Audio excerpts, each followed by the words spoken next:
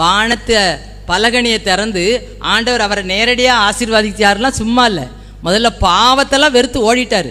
இதில் சொல்கிறாரு, கூட்டிக் கொண்டு இவர் சிறைச்சாலையில் அடைக்கப்பட்டிருக்காரு, அங்கே சுயம்பாய்க்கும் பானபாத்திரக்காரனுக்கும் சொப்பனத்துக்கு அர்த்தம் சொன்னார். எப்பா நீ நல்லா இருக்கும்போது என்ன நினைன்னு சொன்னார். அவர் என்ன செஞ்சுட்டான், அவங்க 2 பேர் அதில் ஒருத்தர் செத்து போயிட்டான், ஒருத்தர் மறந்துட்டான்.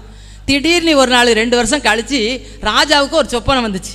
ஐயோ நான் மறந்துட்டேனே, அங்கே அந்த சிறைச்சாலையில் ஒரு பிள்ளையாண்டான் இருக்கான், அவன் வந்து சொப்பனத்துக்கு என்ன சொல்லிடுவான் அப்படின்னு இவரை பற்றி ராஜாட்ட போட்டு விட்டார். உடனே ராஜா அவரை பிடிச்சி கொண்டு வாங்கினாரு. அவரை நல்லா ட்ரெஸ் பண்ணி நல்லா அழகுபடுத்தி கொண்டு விட்டுருக்காங்க.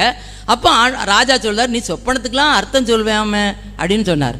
உடனே இப்போ இந்த யோசேப்பு சொல்லியிருக்கலாம், உலக பிரகாரமான ஒருத்தர்னா ஆவிக்கிற ஆசீர்வாதத்தையும் பூமிக்கிற ஆசீர்வாதத்தையும் இழந்திருப்பார் அப்படி சொல்லியிருந்தார்னா என்ன சொல்லியிருக்கலாம், ஆமாம் ஐயா அன்னைக்கு அவருக்கு சொன்னேன் அப்படியே நடந்துச்சு, இன்னைக்கு இவருக்கு சொன்னேன் அப்படியே நினச்சி, இன்னைக்கு பக்கத்து வீட்டுக்காரங்களுக்கு சொன்னேன், இந்த சிறைச்சாலையில் எல்லாத்தையும் அவர் சொல்லியிருக்கலாம். அவர் என்ன சொன்னார், என்ன